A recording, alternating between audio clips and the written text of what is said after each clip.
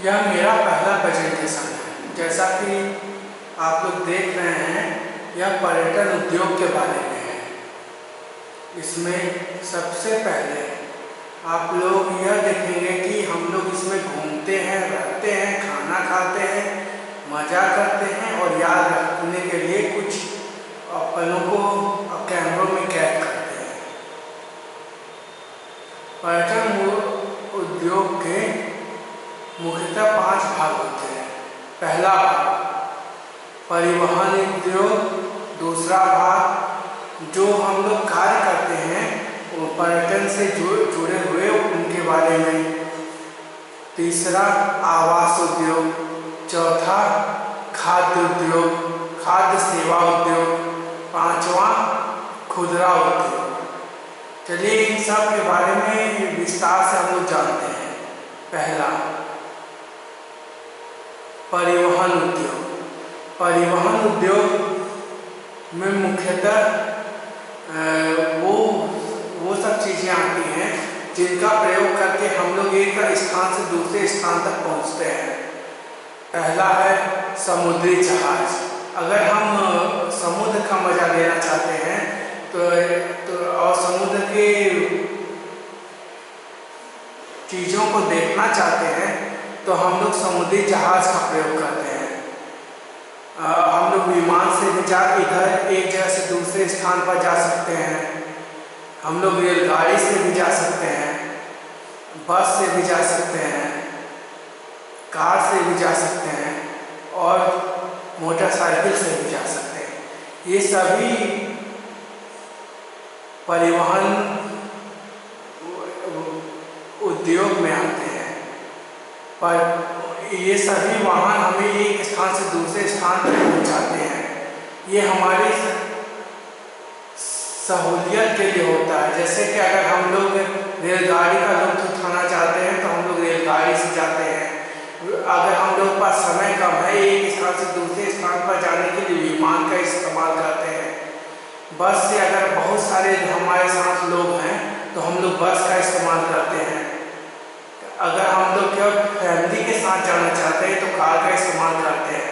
अगर अकेले जाना चाहते हैं तो मोटरसाइकिल का इस्तेमाल करते हैं।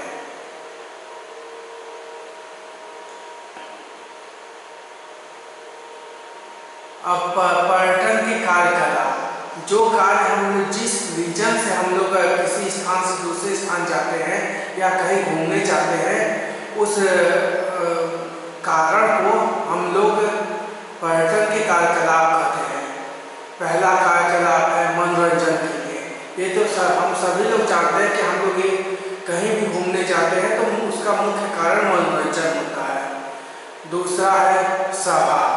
अगर कहीं हम लोग एकत्रित होना चाहते हैं या एक मतलब कि जैसे किसी जगह बहुत सारे लोग एकत्रित हो करके किसी के बारे में किसी को सुनना चाहते हैं तो उसको हम लोग सभा कहते हैं। जातीय घटनाएं, जैसे एक जाति के लोग किसी स्थान पर एकत्रित होते हैं तो फिर वो अपना वहाँ घूमते भी हैं। व्यापार के लिए, मुख्यतः लोग व्यापार के लिए एक स्थान से दूसरे स्थान जाते हैं और उसके साथ वहाँ पर घूम भी लेते हैं। अध्ययन यात्राएं, मतलब कि जैसे कोई बच्चा अपने पढ़ाई पढ़ने के लिए दूसरे स्थान पर जाता है तो वह वहाँ पर रहता भी है, घूमता भी है। और जुआ, मतलब खेल, और जैसे कोई खेल खेलना चाहता है तो अगर उसके शहर में वो चीज़ नहीं है तो वो अपना खेल खेलने के लिए दूसरे स्थान पर जाता है। अब आवास उद्योग, दूसरा भाग है आवास उद्योग। आवास उद्योग में सबसे पहले होटल्स आते हैं, फिर मोटर्स आते हैं, फिर उसके बाद रेस्टोरेंट्स आते हैं, फिर उसके बाद कैंप्स आते हैं, फिर उसके बाद हॉस्टल आता है, फिर बंगला आता है। अगर हम लोग कहीं जाते हैं तो पहले हम लोग होटल में रह सकते हैं, या होटल में रह सकते हैं, या रिसोर्ट्स में रह सकते हैं, या कैंप में रह सकते हैं, या हॉस्टल में रह सकते हैं, या बंगला में रह सकते हैं। होटल में वो लोग रहते हैं जो फैमिली के साथ जाते हैं या किसी बिजनेस पर्पज से जाते हैं। मोटल एक ऐसा स्थान है जहाँ पर आपको गाड़ी खड़ी करने की जगह मिल जाती है। तो फिर हम लोग वहाँ जा कर के अपनी गाड़ी खड़ी कर सकते हैं और हम लोग वहाँ रुक करके अपना कुछ समय व्यतीत कर सकते हैं, आराम कर सकते हैं। रिसोर्ट्स में लोग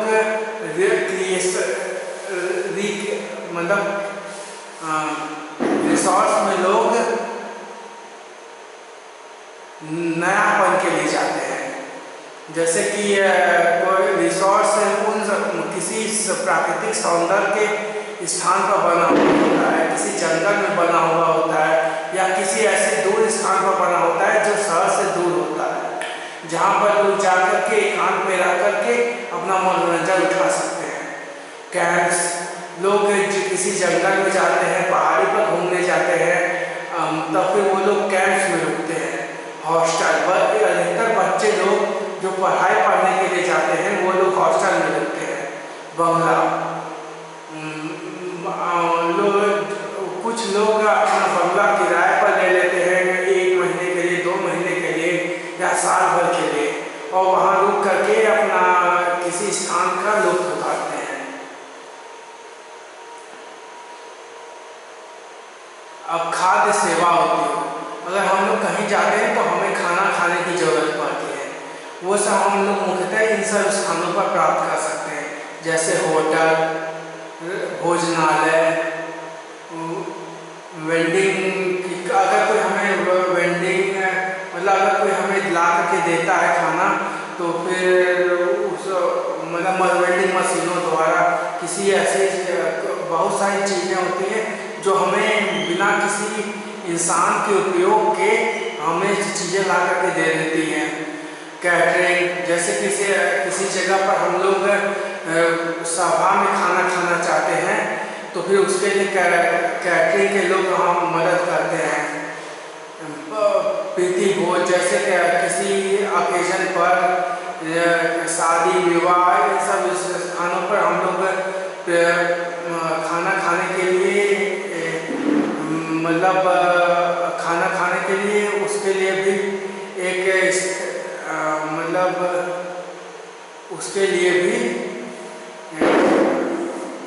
ऑर्गेनाइजेशंस होती हैं जो उसको है पूर्ण करती हैं। टेक अवे, अगर हम लोग खाना घर ले जाना चाहते हैं किसी होटल से, तो हम लोग ले जा सकते हैं।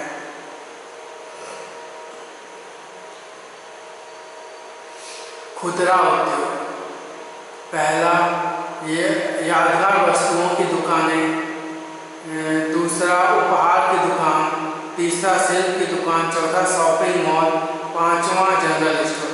अगर हम लोग कहीं जाते हैं तो हम लोग कुछ ना कुछ सामान खरीदते हैं। जैसे अगर हम लोग उस स्थान को याद करने के लिए किसी दुकान पर जाते हैं, तो वो मुख्यतः यादगार जो दुकानें इससे जुड़ी हुई होती हैं, उनसे हम लोग उसके बारे में जानकारी प्राप्त कर सकते हैं, वहाँ पर खरीद सकते हैं। उपहार की दुकान, अगर हम लोग किसी को उपहार देना चाहते हैं अपने घर वापस जाकर अपने रिश्तेदारों को, तो हम लोग यहाँ से इन सब दुकानों से उपहार खरीद सकते हैं। सिल्क की दुकान, जहाँ पर शिल्पकारी की चीज़ें मिलती हैं, वो सब उन सब दुकानों से भी हम लोग चीज़ें खरीद सकते हैं। शॉपिंग मॉल, जैसे कि हम लोग शॉपिंग कर सकते हैं,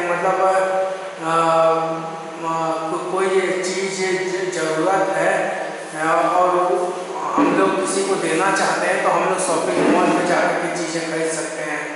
जनरल स्टोर, जैसे रोज़मर्रा की चीज़ें हम लोग जनरल स्टोर से खरीदते हैं।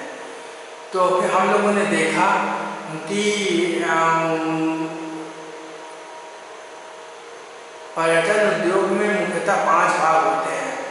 पहला भाग परिवहन उद्योग, दूसरा जो जिस कारण से हम लोग जाते हैं वो उस कारण से जुड़ी हुई वस्तुएं, और तीसरा आवास उद्योग, अगर हम लोग कहीं जाते हैं तो रहते हैं तो उसके लिए आवास की जरूरत पड़ती है। चौथा खाद्य सेवा उद्योग और पांचवा खुदरा उद्योग। ये सभी मिलकर के पर्यटन में पूर्णता लाती हैं। जैसे कि बिना परिवहन के हम लोग कहीं पहुंच नहीं सकते और बिना किसी कारण के कहीं जाना तो व्यर्थ है। आवाज कहीं जाएंगे तो रुकेंगे ही और खाना खाएंगे और कुछ चीज़ें यादगार के रूप में लेकर के आएंगे। ये सब पर्यटन उद्योग में आते हैं। इसी के साथ मैं अपना प्रेजेंटेशन समाप्त करना चाहता हूँ। धन्यवाद।